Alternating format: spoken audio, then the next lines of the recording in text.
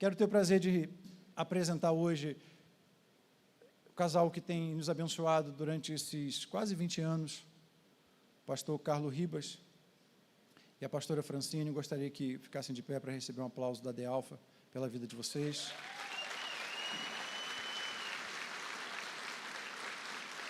Glória a Deus. Eu quero testemunhar sobre a vida desse casal que tem uma família abençoada, o pastor Carlos e a pastora Francine. Tem uma igreja abençoada também lá em Chapecó. E hoje ele estava me lembrando de muitas coisas que passamos juntos em Nova Iguaçu, quando eu era pastor auxiliar do pastor João Nunes, quando 2 árvores caíram e obstruíram as passagens de acesso à igreja. Ele estava lá e fizemos culto aquele dia? Fizemos. Pastor Carlos Ribas veio para cá também quando eu comecei a pastorear. E nos primeiros dias ele me ajudou a fazer um ato profético ungindo as ruas de Alphaville. Teve alguém, Ribas, que chegou e falou assim: pastor, eu só acredita mesmo que aquele pouquinho de azeite no caminhão-pipa vai surtir efeito? Eu falei assim: deixa eu falar algo para você, se não surtir efeito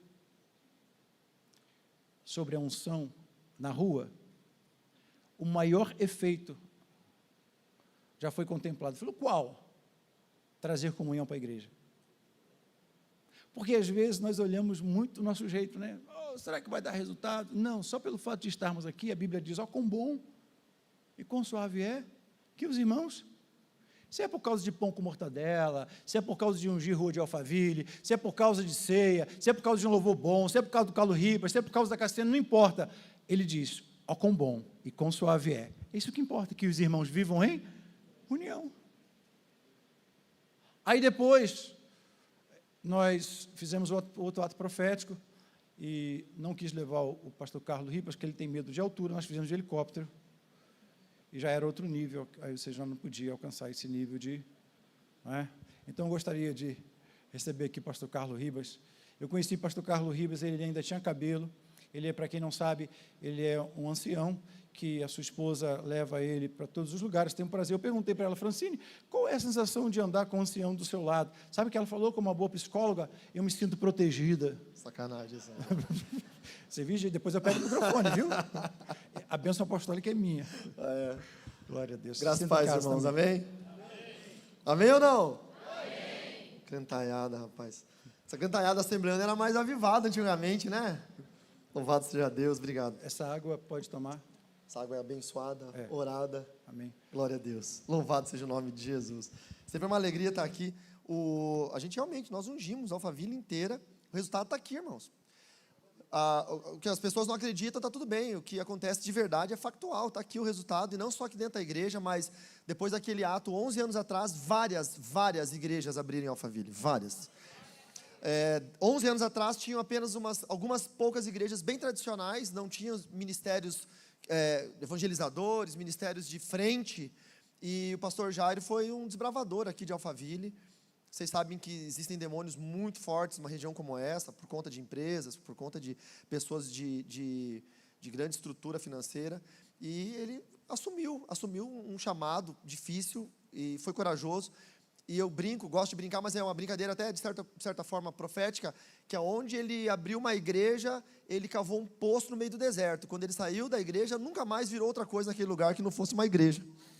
Vocês podem seguir o mapa, Ribas, tá? em todas elas. Segue o mapa, segue o mapa. Elas, você tinha que fazer um mapinha assim, ó. Primeira igreja foi aqui, daí segunda igreja foi aqui, e foi abrindo poços no deserto, e as pessoas foram sendo abençoadas com essa água que estava jorrando, a palavra de Deus. E você acredita que algumas pessoas ainda têm a mente pequena para dizerem o seguinte: poxa, mas mais um que veio para cá, é concorrência, não sei o quê. Eu falo assim: não, eu pedi a Deus para isso. É isso aí.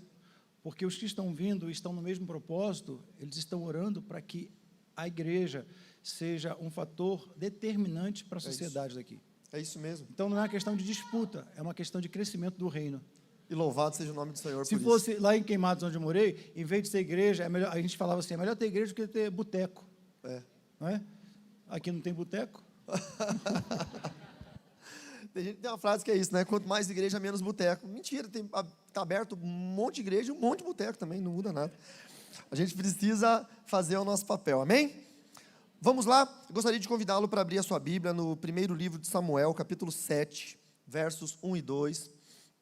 1 Samuel, capítulo 7, versos 1 e 2.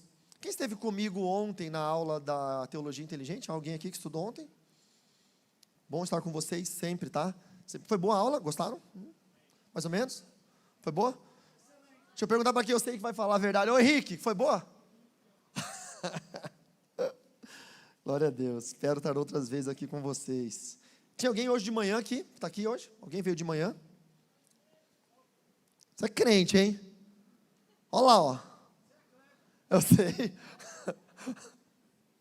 Essa aí está tendo overdose de igreja. Hã? Ela quer casar, ela vem todo culto porque ela acha que vai estar o marido dela hoje, né? Tá certo, minha irmã, lança seu pão sobre as águas. Você não sabe se é de manhã, se é de tarde, se é de noite. Já algum irmão solteiro aí, eu tenho um bom negócio para você. Não tem? Não tem? Tá bom, vamos lá. 1 Samuel, capítulo 7, verso 1. Até me perdi aqui, nem sei mais onde é que está 1 Samuel.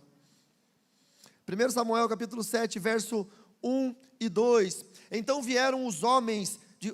Pera aí, só um pouquinho, para tudo. Irmão, eu vou falar uns nomes bem difíceis aqui na Bíblia, tá?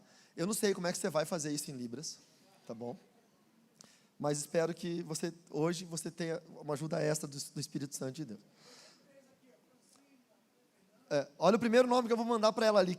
Kiriat Jearim. Como é que ela faz isso? Ah, tá, boa, esperta. Vamos lá então. Então vieram os homens de Kiriat Jearim e levaram a arca do Senhor e a trouxeram à casa de Abinadab no outeiro e consagraram Eleazar, seu filho, para que guardasse a arca do Senhor. Sucedeu que, desde aquele dia, a arca ficou em Kiriat Jearim, e tantos dias se passaram, que chegaram até 20 anos, e lamentava toda a casa de Israel após o Senhor. Amém? Aqui nós começamos isso com a história da escolha do povo de Israel sobre um rei. Nós temos os dados históricos que Israel era um povo que não tinha rei. Israel era governado por Deus, era um governo teocrático, 100% legítimo. E os profetas cuidavam de Israel e os juízes cuidavam de Israel. Só que o povo de Israel, isso tem muito a ver conosco. O povo de Israel tinha um pequeno defeito que talvez nós também tenhamos, que era olhar para o ímpio e ter inveja do ímpio. Então o povo de Israel olhava para os outros povos que tinham reis, olhava para si que não tinha um rei e começou a desejar ter um rei. Então nós sabemos que o primeiro rei de Israel foi Saul, que foi uma escolha humana. Os homens escolheram Saul. Logo depois, o segundo rei de Israel foi Davi, que foi uma escolha divina. Tem um sinal na Bíblia muito importante sobre isso. Quando Samuel foi ungir Saul como rei, a Bíblia nos diz que Samuel ungiu Saul com um vaso de azeite.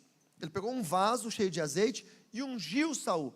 Mas quando Samuel foi ungir Davi, ele ungiu com um chofarim, com um chifre de carneiro cheio de azeite. Veja, o vaso é um produto manufaturado pelo homem, o símbolo de que foi o homem quem escolheu aquele rei. Mas o chifre de carneiro é manufaturado por Deus, é o símbolo de que foi Deus quem escolheu aquele rei. E nós vemos a diferença não só na simbologia profética, mas também em como cada um tratava a presença de Deus. A arca da aliança, para aquele tempo, era o símbolo da presença de Deus. Tudo que se colocava dentro da arca da aliança, dentro da presença, tornava-se eterno. Vocês vão lembrar que o maná, quando você, naquela época, você pegava uma porção dobrada de maná, ele apodrecia, você não podia guardar o maná de um dia para o outro, com exceção do sábado.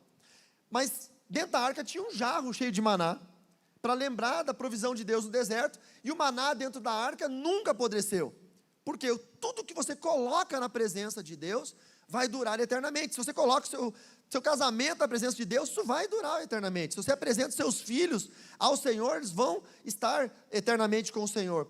Davi tinha esse entendimento, porém Saul não. E quando Saul lutou com os filisteus, e os filisteus roubaram a arca da aliança, Deus foi castigou tanto os filisteus que eles começaram a ter problemas de saúde, começaram a ter úlceras e outros problemas, que os filisteus devolveram a arca. E aqui chega no texto que nós lemos: quando os filisteus devolveram a arca, Saul não quis a presença de Deus. Levou a um outeiro, a um monte, consagrou um homem como sacerdote, filho de Abinadab, e colocou a arca da aliança. Mas o texto hebraico diz que a arca da aliança ficou em um lugar de obscuridade. O termo obscuridade não estava em evidência. Eu imagino, nos dias de hoje, que o que tem na sala das casas que está tão em evidência? Uma televisão, talvez, e quem sabe a arca deveria estar naquele lugar, mas não foi colocado ali. Foi colocado embaixo de um balcão qualquer, talvez debaixo de uma mesa com uma toalha por cima, e ela ficou escondida. A presença de Deus ficou escondida por 20 anos. E o texto diz: Israel chorou, Israel gemeu, Israel pranteou por 20 anos. Irmãos, nós carregamos a presença. A arca hoje ela não existe mais. Existem pessoas que dizem que a arca está guardada numa igreja na Etiópia. Já ouviram coisas assim?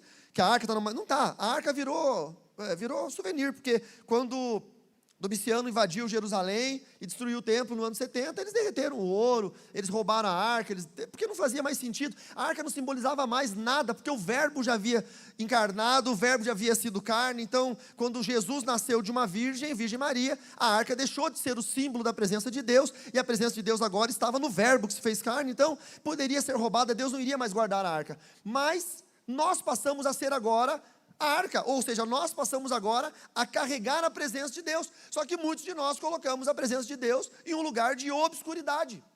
Muitos de nós tratamos a presença de Deus como a casa de Eleazar, que colocou a presença de Deus num lugar de obscuridade. E aí começa a chorar, começa a ter problemas. E nós vamos e voltamos das igrejas todos os finais de semana, e alguns mais cultos ainda, como a irmã lá que está todos os cultos da igreja, não é? Mas muitos que vão à igreja, vão para receber algo, e quando andam durante o dia da semana, não evidenciam a presença de Deus. A presença de Deus sempre fica guardada num lugar de obscuridade. Tem crente que nem gosta de falar que é crente, ou tem vergonha, ou tem medo de preconceito. Pessoas que estão estudando nas universidades, normalmente têm medo de falar que é crente, porque vai caçar briga, porque tem problemas hoje de polarização política e uma série de coisas. O problema é que quando nós colocamos a presença de Deus num lugar de obscuridade, nós vamos sofrer, porque é a presença de Deus que torna eternas as coisas que nós temos. Nós precisamos evidenciar a presença de Deus. Eu sou de um tempo que poucos tinham televisão na mesma rua. Então tinha uma vizinha da minha avó que comprou a primeira televisão preto e branco, e aí todo mundo ia para a casa da vizinha assistir novela. E alguns ficavam na janela assistindo novela, preto e branco. Até que a minha mãe foi agraciada, e minha mãe comprou uma televisão preto e branco. E aquilo foi um acontecimento para nós. A televisão chegou em casa, parecia que estava tendo não sei o que era, ganhamos na loteria, uma televisão. E chegou na sala, e minha mãe arrumou um balcão, colocou uma toalhinha feita de crochê, e colocou a televisão em cima, e colocou vaso. Era um altar. É o altar da Telefunken. Quem teve Telefunken de madeira? Vocês foram pobres também? Uma Telefunken gigantesca de madeira, que o botão era de trava, para mudar os canais. Tinha 3 canais, não é? Chegava 10 horas da noite, saía do ar, ficava... Vocês são dessa época? Cadê os irmãos? Ô, irmãos, cadê a galerinha que tomou 4 doses de vacina? Deixa eu ver. Você é, pastor? Dessa época? Aham. Até que minha mãe, não é porque minha mãe pertencia a Satanás, não, irmãos, mas a minha mãe fez uma mágica um dia lá em casa. Ela fez a televisão preto e branco ficar colorida. Ela colocou um negócio na frente da tela da televisão. De baixo até aqui era verde, aqui era azul e aqui era amarelo. Vocês já viram isso? Botava antigamente um acrílico ali, um negócio, um filme, e a televisão... O jornal, todo apresentador de jornal tinha o terno da mesma cor, porque não mudava daqui para cima. É isso. E a televisão era o lugar de honra da casa. E era costumeiro, eu lembro, da minha mãe falar assim para os vizinhos: olha, vocês estão convidados para virem aqui em casa para assistir a novela. E os vizinhos se arrumavam. A minha avó achava que o Cid Moreira falava com ela pela televisão. É verdade. O Cid Moreira falava boa noite, a minha avó respondia. E isso é verdade, irmãos, e tem muita gente que achava, e era um evento social, porque aquilo era algo extremamente relevante. A televisão fazia parte da nossa vida. Eu quero trocar esse contexto, a televisão fazer parte da nossa vida e ser relevante pela presença de Deus. O dia que você se converte, sabe, a televisão sai desse contexto e entra Deus nesse contexto. Você deixa de ter a televisão em cima de uma toalhinha de crochê com vasinhos de flor, de um altarzinho, e você coloca Deus como centro da sua casa. Você coloca Deus no altar da sua vida. Você torna Deus, a presença do Todo-Poderoso, algo de mais valioso, mais importante. E não guarda Ele debaixo do armário, num lugar de obscuridade. Mas tem muito crente que parece que não entende, é um agente secreto. Você fica lá um tempo com ele, meu filho está na universidade, meu filho está estudando na universidade, aí ele fala assim, eu sou crente, sou filho de pastor. Aí chegou um menino para ele, baixinho assim, depois da aula, baixinho, e falou assim, eu também sou crente. Eu vou na igreja. Os caras têm medo de falar que é crente.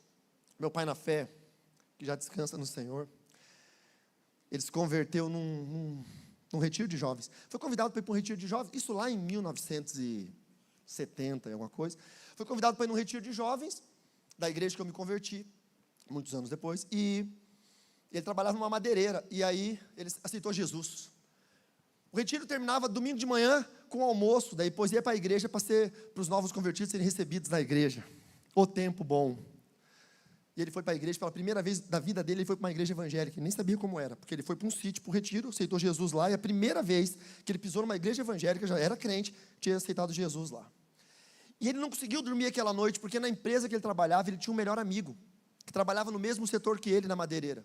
E ele ficou a noite inteira, fazia 10 anos que eles trabalhavam juntos, a noite inteira pensando, a hora que eu chegar, eu vou falar de Jesus para o meu amigo, eu não posso deixar ele para o inferno, eu encontrei salvação, ele não pode ir para o inferno. E ele não conseguiu dormir aquela noite, pegou no sono no meio da madrugada, acordou antes do horário, foi para a firma antes do horário, ficou antes de abrir o portão da firma, ele entrou primeiro na firma, e assinou o ponto, era na caneta, e ficou esperando o amigo. Quando o amigo chegou, ele abraçou ele com uma alegria tão grande, falou, rapaz, eu preciso te contar um negócio, aconteceu algo incrível na minha vida, eu fui para um retiro da igreja dos crentes, e eu entreguei minha vida para Jesus, eu quero dizer para você, Jesus te ama, você precisa entregar sua vida para Jesus também. E o amigo dele, assustado, disse, mas eu já sou crente.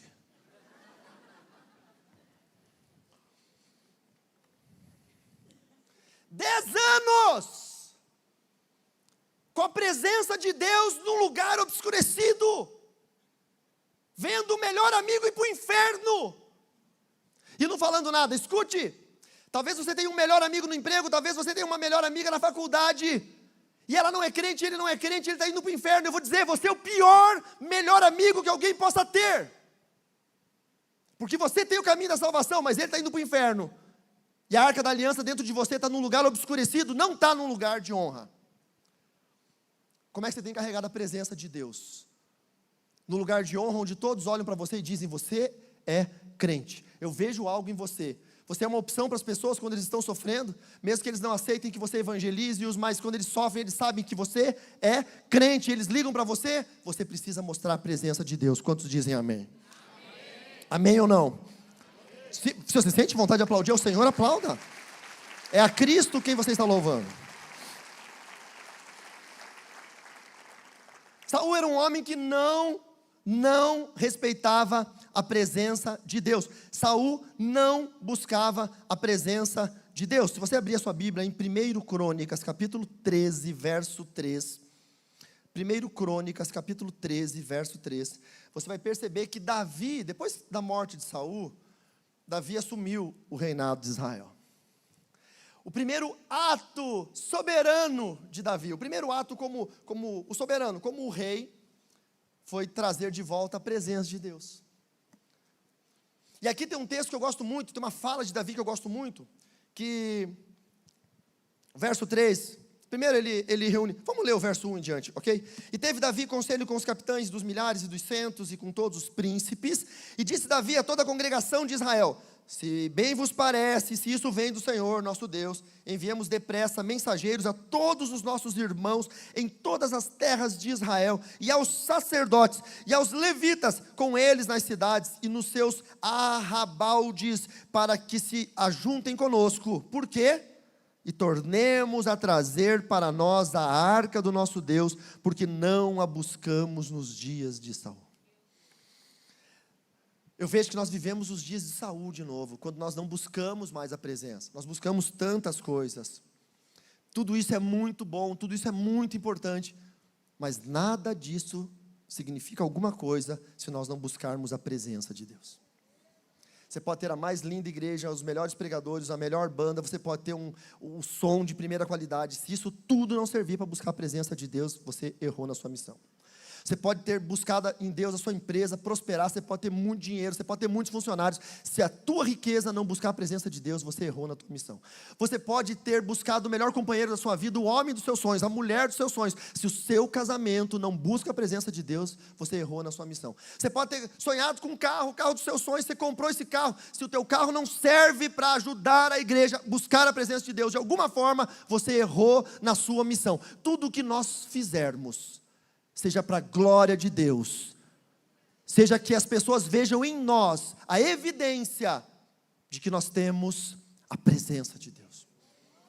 Tornemos a trazer para nós a arca da aliança, porque não a buscamos nos dias de Saul. 20 anos a arca estava em Israel, 20 anos Israel sofrendo, 20 anos a presença de Deus na casa de alguém, 20 anos você sofrendo. Tem irmãs aqui que estão há 20 anos orando para o marido se converter. Você é crente e seu marido não se converte há 20 anos. Porque talvez você escondeu a presença de Deus em um lugar obscuro na sua vida. E o seu marido não consegue ver Deus dentro de você. E o que tem de mulher crente que não tem marido crente,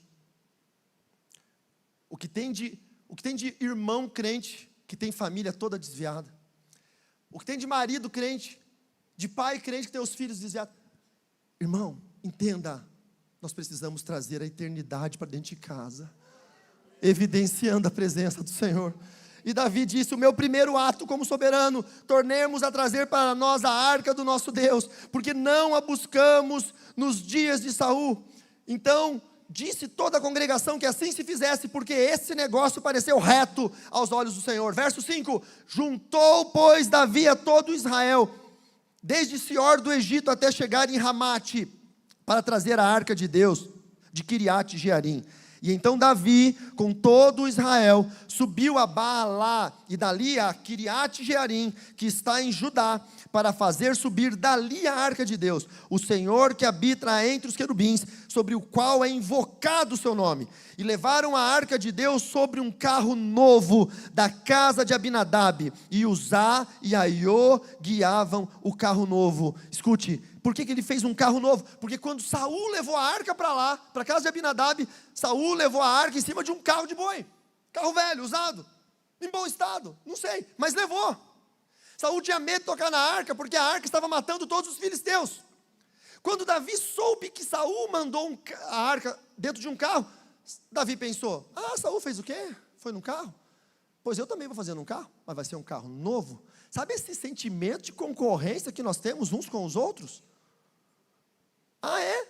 Na igreja do pastor Jairo tem telão de LED? Pois eu vou colocar telão de raio laser na minha igreja. Tem drone? Eu vou colocar um helicóptero na minha igreja. Por quê? Você está concorrendo contra quem? Qual é a sua concorrência? Você entende? Isso é um perigo. E o pior não é quando você concorre com o próprio crente, o pior é quando você copia o ímpio. Você copiou alguém que despreza a presença. Davi copiou o modo de agir de Saul, que desprezava a presença. Fez exatamente a mesma forma. Os sacerdotes deveriam carregar a arca nos ombros. A marca da presença fica em nós e não num carro. Ninguém vai ver Deus em você pelo carro que você tem. Eles vão ver Deus em você pelas marcas que elas ficam em você. É assim que as pessoas veem Deus. Eu lembro de uma passagem. Escute, eu lembro de uma passagem incrível. Quando Josué estava passando com o povo de Israel pelo rio Jordão, e ele precisou abrir o rio para o povo passar, vocês lembram disso? Vocês lembram qual foi a condição para que o rio ficasse aberto? Que os sacerdotes levitas ficassem com a arca parada, no meio do rio, e a água pararia, até que todo Israel passasse. Faz uma conta, a arca pesava muito, aproximadamente uns 400 a 500 quilos, meia tonelada. Era madeira de lei, revestida de ouro por dentro e por fora, tábuas da lei, tinha jarro, tinha tudo, 500 quilos ali, de madeira, pedras, ouro, etc. E tem o tampo de ouro maciço, muito pesado, 500 quilos, para 4 pessoas. É muito peso.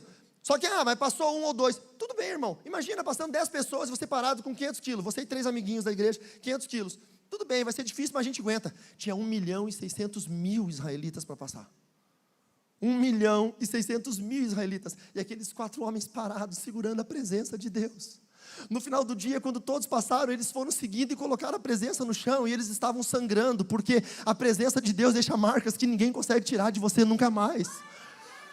Você não carrega a presença no seu carro novo, você não carrega a presença na sua carteirinha da OAB, você não carrega a presença no seu título de pastor, de político, você não carrega a presença enquanto você tem no banco, você não carrega a presença em lugar nenhum que não seja em você. As pessoas precisam ver em você a presença de Deus, em atitudes cristãs, em atos de bondade. É ali que as pessoas veem. E então Davi, em vez de seguir o protocolo e carregar a presença como tem que ser, Davi copia alguém que despreza a presença. Irmão, escute, não copie quem despreza a presença. Pastor, mas eu conheço pessoas que foram, sei lá, eu não sei, mas sabe, tem muita gente que quer ficar milionário, aí olha para aquele cara que ficou milionário e quer copiar exatamente os mesmos passos. É o método A, o método B, o método C, o método D. Irmão, você pode seguir todos os métodos, isso não te leva a Cristo. Te leva a algum sucesso, te leva a treinamento, te leva onde você quiser. Mas não copie aquele que despreza a presença. Fica uma dica para onde você pretende andar esse ano. Fica uma dica para o que você pretende fazer ano que vem. Dobre o seu joelho em casa e diga: Senhor, eu quero copiar quem ama a presença e não quem despreza a presença. Davi colocou num carro novo, agora tem um problema, tem 2 sacerdotes novos, Uzá e Aiô. Onde estavam Uzá e Aiô? 20 anos atrás. Onde estavam? Ninguém sabe. Sabe por quê? Porque existem obreiros que só aparecem quando tem público. Que quando não tem público não aparece. Quando eu me converti, há 30 anos atrás, numa igreja pequena no Paraná, eu sou guitarrista e o meu pastor falou: poxa, você podia tocar guitarra porque a gente vai modernizar. A minha igreja só tinha um piano e a irmã Clarice tocando piano. E o inário do cantor cristão, igreja tradicional. Aí o pastor falou: converteu um monte de menino aí, tem um baixista, o filho dele era baixista, tem um baterista, você é guitarrista, vamos fazer uma banda, meu pastor. Falei: vamos. E aí a banda começou a trazer gente, porque era, imagina, eu estou falando de década de 90, uma cidade do interior do Paraná, não tinha isso, não existia isso. Não existia. E aí a gente começou e mais jovens vindo, e aí eu descobri que na quarta-feira tinha o culto das senhoras. A União Feminina se reunia na quarta-feira para orar. E não tinha ninguém para fazer o louvor. E eu com o meu violãozinho todo lascado, eu falei assim para as irmãs: eu posso tocar violão no culto das senhoras? As irmãs acharam maravilhoso. Eu não acredito, um jovem vai vir aqui tocar violão. Eu falei: vou. E eu fiquei assim estranhando, eu falei: ninguém vem? E uma senhora olhou para mim e falou assim: ninguém vem porque não tem ninguém. Tem meia dúzia de velhinhas aqui orando. Cuidado quando você é aquele obreiro que só aparece quando tem público. Cuidado quando você é o músico que só quer cantar no domingo quando está cheia a igreja. Cuidado quando você é o pregador que só quer da palavra quando tem congresso, evento. Cuidado, porque Deus não te conhece pela multidão que te vê, Deus te conhece no secreto. Deus te conhece como Jesus disse em Mateus 6, quando você entra no seu quarto, fecha sua porta, dobra o seu joelho e Ele te vê em secreto. Onde estão Uzá e Aiô? Nunca apareceram, não tinha público, a arca estava escondida. Mas a hora que eles viram o rei, os sacerdotes, os generais, os profetas, todo mundo lá, uma comitiva de gente, multidões nas ruas, vendo a arca chegar, carro novo, eles apareceram. Eles colocaram as vestes talares, colocaram as roupas, os éfodes sacerdotais com as pedras que simbolizavam as 12 tribos, e eles foram andando, e de repente os bois tropeçaram, a carroça tremeu, a arca deu uma mexidinha, e um deles falou: não, calma, fique tranquilo, eu vou arrumar a arca. E quando ele colocou a mão na arca, Deus irrompeu sobre ele, enviou um raio, seja lá o que for, e ele caiu morto, imediatamente, aos olhos de todos aqueles, porque Deus não aceita falso sacerdócio. Deus não tem por inocente o falso sacerdote. Uma hora Deus vem, e todos ficaram morrendo de medo, e o texto diz isso, veja. Então, verso 6, então Davi e todo Israel subiu a Baalá e dali a Quiriat-Jearim, que está em Judá, para fazer subir dali a arca de Deus, o Senhor que habita entre os querubins, sobre qual é invocado o seu nome. E levaram a arca de Deus sobre um carro novo, da casa de Abinadab, e Uzá e Aiô guiavam o carro. Davi e todo Israel alegravam-se perante Deus, com toda a sua força, com cânticos, com harpas, com alaúdes, com tamborins, com símbolos e com trombetas. E chegaram à eira de Quidom. Estendeu Uzá a mão para segurar a arca, porque os bois tropeçaram. Então se acendeu a ira do Senhor contra Uzá. Por que Deus acende a ira contra o sacerdote? Porque é um falso sacerdote. É aquele que só quer aparência, aquele que também desprezou a presença de Deus a vida toda. Mas agora que talvez aquilo renda alguma coisa para ele, é um bom negócio estar ali. E Deus não tem por inocente quem faz isso. Acendeu-se a ira do Senhor contra Uzá e o feriu por ter estendido a mão à arca, e morreu ali perante Deus. E Davi se encheu de tristeza de que o Senhor houvesse aberto brecha em Uzá, pelo que chamou aquele lugar Pérez Uzá até o dia de hoje. E naquele dia temeu Davi ao Senhor, dizendo: como trarei a mim a arca de Deus? O homem segundo o coração de Deus, o salmista, o adorador, aquele que, quando tocava a sua harpa, o espírito maligno de Saul se afugentava. Aquele que venceu um gigante pela força de Deus, agora teve medo de Deus. Sabe, às vezes eu fico pensando, por que é que o novo convertido alcança mais coisas do que a gente que já está velho na igreja? Já parou para pensar? Vem um novo convertido aqui doente, faz uma campanha, ora, é curado, e a gente está lá doente muitos anos e não é curado. Às vezes um visitante, pastor Jairo, não é nem crente, vem à igreja, age por fé, e Deus faz algo sobre a vida dele, e o crente está ali, e Deus não faz. Sabe o que é? É porque o novo convertido, o visitante, ele tem temor de Deus. E quando nós temos temor de Deus, nós fazemos de tudo para fazer a coisa certa. Já parou para pensar? Você tem meticulosamente os passos de fazer a coisa certa? Você não vê o visitante, sabe, tirando sapato, deitando na igreja. Não vê. O visitante fica assim, ó, ele não sabe como cumprimentar. O visitante chega, você fala paz do Senhor, ele fala obrigado para você também. Não é assim? Ele não sabe, ele não conhece o nosso idioma, o crentez. Ele fica assim, tipo, ele não sabe se levanta, ele fica sempre assim, ó, pronto para fazer alguma coisa com a mão. Você levanta a mão, ele fica assim. E aí, esse temor faz com que ele acerte. E o nosso negócio de se sentir em casa faz com que a gente erre. Veja o verso 13. Pelo que Davi não trouxe a arca a si, a cidade de Davi, porém a fez retirar a casa de Obed-edom, geteu. Obed-edom, veja, a palavra Obed vem de um verbo hebraico abad, servo, servidor. Obed-edom, Abad-edom, servo do deus Edom, ele era edomita, era geteu, porque era de uma tribo filisteia, e era edomita, servo de um deus chamado Edom. Não era crente, não servia o Deus único, verdadeiro, Criador dos céus e da terra, não servia a mesma fé que Davi, mas estava parado, porque foi exatamente na frente da casa dele que aconteceu a tragédia. Como todo mundo do vilarejo parado ali na rua, vendo passar aquela procissão, e ele ali com a família olhando o que estava acontecendo. De repente ele viu tudo acontecer, o carro de boi parou, o sacerdote tocou, caiu um raio, matou o sacerdote, todo mundo se jogou no chão. Davi se jogou no chão, rasgou a roupa, jogou pó sobre a cabeça, em sinal de humilhação e medo. E Davi foi correndo, se escondeu num canto e disse: eu não posso levar a arca, eu estou com medo.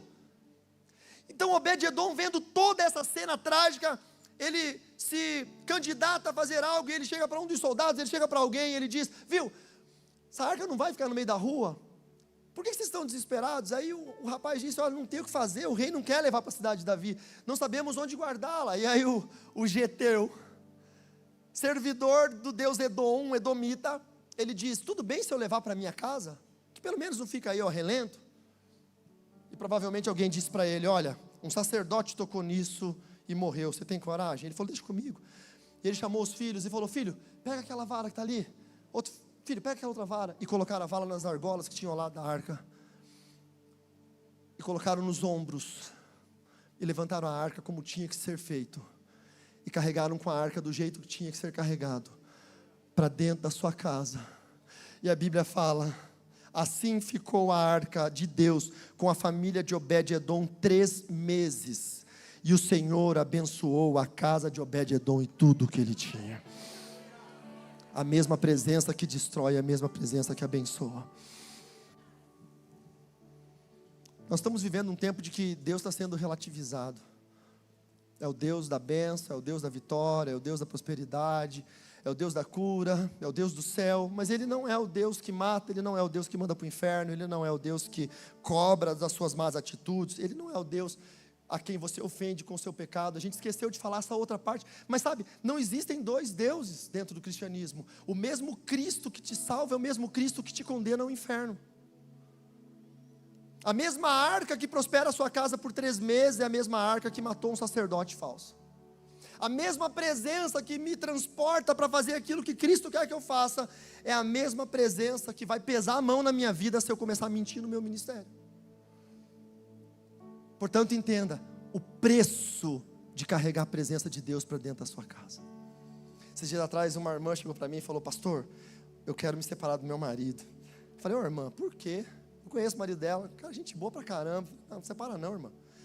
Tá faltando homem no mercado, faz isso não.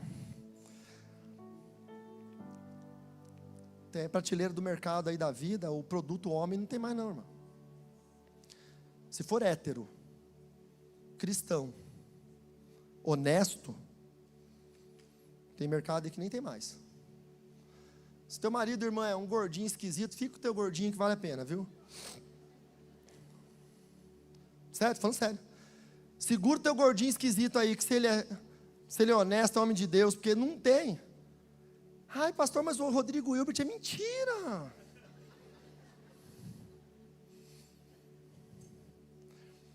Eu falei para a irmã, teu marido, ai, fica com ele, irmã. Dela, não, meu casamento é um inferno, pastor, o senhor não sabe. A gente engana bem na igreja, mas em casa é um inferno. Eu na igreja eu sinto a presença, mas quando eu chego em casa, parece que eu estou entrando no inferno, pastor. Eu falei para ela, é porque você não está carregando a presença para dentro da sua casa. Sabe por que o inferno se chama inferno? Porque Deus não está lá. Porque se Deus estivesse lá, se chamava céu. Sabe por que sua casa está um inferno? Porque Deus não está lá. Porque se Deus estivesse lá, sua casa se chamaria céu. O problema não é o que você sente na sua casa. O problema é o que você está carregando para dentro da sua casa. A arca ficou obscurecida por 20 anos na casa de Abinadab. Israel chorou e sofreu por 20 anos. Mas ela ficou 3 meses na casa de um edomita. E Deus prosperou sua casa e sua família, porque ele entendeu que a presença era relevante. Quando Obed-Edom levou a presença, levou a arca para dentro de casa. Gente, não tinha televisão, só entra na minha agora. Eu imagino que ele chegou lá e tirou aquela telefunken de madeira que estava em cima da estante e falou para os filhos: tira a telefunken. Não, pai, mas a nossa televisão, tira a televisão. Nós temos a presença. O que é uma televisão? Quando você tem a presença, coloca a presença aqui, coloca a toalhinha, coloca os vasos, pam. Aí eles sentaram e ficaram olhando a arca. Talvez os filhos ficaram assim, tipo, onde é que liga? Não liga. Chama os vizinhos, para quê? Para ver a presença. Vai passar o quê? Não vai passar nada, nós estamos dentro dela. Você não veio ao culto para ver, você veio ao culto para receber, para ser cheio, para carregar, para transbordar. E tudo que você ganha aqui, você leva para dentro de casa. E a sua casa, que era o inferno, vai virar o céu, porque a presença de Deus vai entrar lá. Ah, pastor, mas eu sou visitante, primeira vez que eu venho numa igreja de crente. Que bom que é a primeira vez, porque hoje você vai levar a arca, a presença, o Senhor, o Espírito Santo para sua casa. Dentro de casa, escuta aqui, você que está assistindo pela internet, quem sabe é a primeira vez que você está assistindo um culto evangélico. Eu não sei porquê, pastor, coloquei aí no YouTube, qualquer coisa, apareceu vocês. Eu estou tentando desligar, mas não consigo, travou meu computador. Porque a presença de Deus vai entrar na sua casa.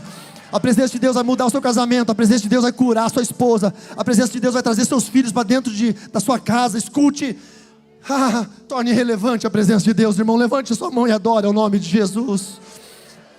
Adore o nome de Jesus. Adore o nome de Jesus. Quão importante é a presença de Deus. Você pode ficar de pé e levantar suas mãos para os céus. Você pode dizer: Senhor, vem com sua presença sobre mim, vem com sua presença na minha casa. Você pode levantar suas mãos para os céus e adorar o nome de Jesus. Convide a presença de Deus entrar na sua casa. Eu tenho certeza que há alguém aí que você lembra, que está longe, desviado, sofrendo. Eu tenho certeza que você conhece alguém que está no leito do hospital. Convide agora a presença para ir até lá. Espírito Santo, que a tua santa presença entre nesse leito de hospital agora. Traz a vida aquele que está morrendo. Traz, Senhor, a vida aquele casamento que está acabando. Senhor, a tua presença poderosa, nós tiramos tudo do centro do nosso coração e nós colocamos a sua presença relevante em nós.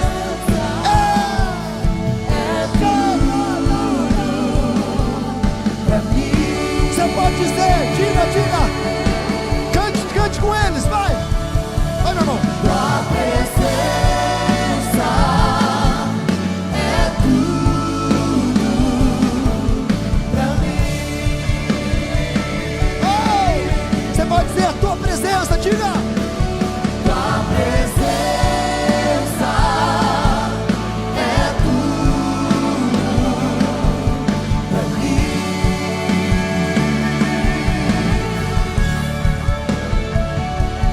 Tua presença é tudo pra mim. Ó,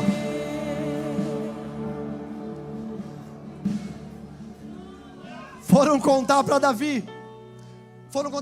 Davi, deixamos a arca na casa de um filisteu. Ele disse, como assim? Que história é essa? Pois é, você lembra que tinha um filisteu, Davi? E ele falou, deixa a arca entrar na minha casa. E aí Davi falou, preciso lá ver o que aconteceu. Não é possível, morreu um sacerdote, como é que um pecador vai carregar a presença? Irmão, a presença é para você que está perto e que está longe. A presença não é para os super santos, a presença é para aqueles que entendem. O caminho de Deus é o caminho das pessoas imperfeitas que entendem que precisam andar na santidade, na perfeição do Cristo que ressurgiu. Davi chegou no mesmo lugar. Eu imagino quando ele virou a esquininha da vila, ele gelou porque há 3 meses atrás ele tinha sentido o pior pânico que ele sentiu na vida. Um guerreiro que enfrentou exércitos, onde as mulheres cantavam, Saul matou 1 milhar, Davi matou 10 milhares. Teve medo pela primeira vez. O corpo dele gelou, o coração acelerou. Ele foi andando 3 meses sem a arca. O que será que aconteceu? Com a presença. Nós ansiávamos tanto por ela, 20 anos obscurecida. E quando nós viemos a trazê-la, nós a perdemos novamente. E aí ele chegou na frente da casa de Obed-edom. E eu fico imaginando. Não está na Bíblia, irmãos, mas eu sou escritor e eu gosto de imaginar as coisas. Eu fico imaginando que a casa de Obed-edom estava linda. Era a casa mais bonita da rua. A casa mais bonita, sobradinho, 2 pisos. Davi olhou e falou assim, eita, o que é esse negócio reluzente aí, né, nas janelas? É vidro. Davi olhou e falou, já inventaram o vidro? De repente sai Obed-edom lá de dentro, bonito, forte, musculoso. Sai a mulher dele, tadinha da mulher dele. A mulher dele era um susto. Eu posso dizer bem isso porque eu tive muitas namoradas feias na minha vida. Eu não servia Jesus, eu tive uma maldição.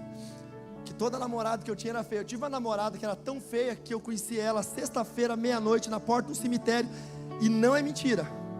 Eu servia Satanás, fui fazer um trabalho, conheci a menina lá. Ela era uma macumba. Aí depois que eu me converti, aí Deus me deu aquela mulher linda ali que é a Francina. Custou caro. Custa caro demais. Tem meses que eu tenho que falar, enche o tanque aí, aditivada, porque não está dando certo. Aí chega Obed-edom, Davi fala, ô seu Obed, tudo bem? O que aconteceu com a arca? Não, o seu Davi está aqui dentro, o senhor quer entrar? Aí nisso chega a mulher de Obed-edom, linda, bonita, loura, toda lisa, botocada. Aí Davi cutuca o Obed-edom e fala, aí 3 meses já trocou de mulher? Eu falo, não, é a minha mesmo, ué. Ué, o que aconteceu? Eu falo, a presença. A presença te deixa mais bonito, o coração alegre, formoseia o rosto. A presença te deixa altivo, a presença te deixa saudável, a presença te deixa rápido, os seus pés correm como as corças, você anda altaneiramente. A presença não só te prospera aqui, mas a presença te prospera no mundo espiritual. As pessoas vão recorrer a ti, você não vai recorrer a ninguém. Você vai emprestar a muitos e sequer vai precisar pegar de volta, porque a presença vai te enriquecer tanto que você não precisa mais. É a presença. Escute, muitos vão olhar para você, meu irmão, e vão dizer, quem te viu e quem te vê? O que aconteceu com você? Foi a igreja, você vai falar, não, a igreja é legal, é joia, é muito bom ir na igreja. Mas o que mudou a minha vida foi a presença. O que mudou a minha vida não foi uma pregação, o que mudou a minha vida não foi o louvor, o que mudou a minha vida não foi... Tudo isso é muito bom. São facilitadores para nós encontrarmos a presença. Mas o que muda a minha vida é a presença. Todo santo dia. Amanhã pode ser o meu último dia, pode ser o seu último dia. Tomara que não, mas se for, vai ser mais um dia na presença do Todo-Poderoso. Se você entende que essa mensagem é para você, se essa mensagem fez sentido para você, e você for aquele crente tipo que é sincero, que é honesto consigo mesmo, e talvez você, enquanto eu estava falando, você foi pensando assim, poxa vida, verdade, em muitas coisas eu fiz sem pensar em Deus, ou sem tornar a presença evidente. Tem muita gente lá na repartição que eu trabalho que nem sabe que eu sou evangélico. E você quer nessa noite tomar um ato de fé e modificar a história da sua vida dizendo, eu quero evidenciar a presença de Deus na minha vida. Eu quero poder orar e abençoar a sua vida por isso. Eu quero te convidar para sair rapidamente do seu lugar e vir aqui para frente. Só que eu vou dizer um negócio para você. Se alguém demorasse naquele momento que a arca caiu no chão, Obed-Edom tinha levado primeiro a presença. Então, se tiver uma bênção para alguém, que o primeiro sempre seja você, amém? Sai do seu lugar, vem aqui para frente, vamos orar.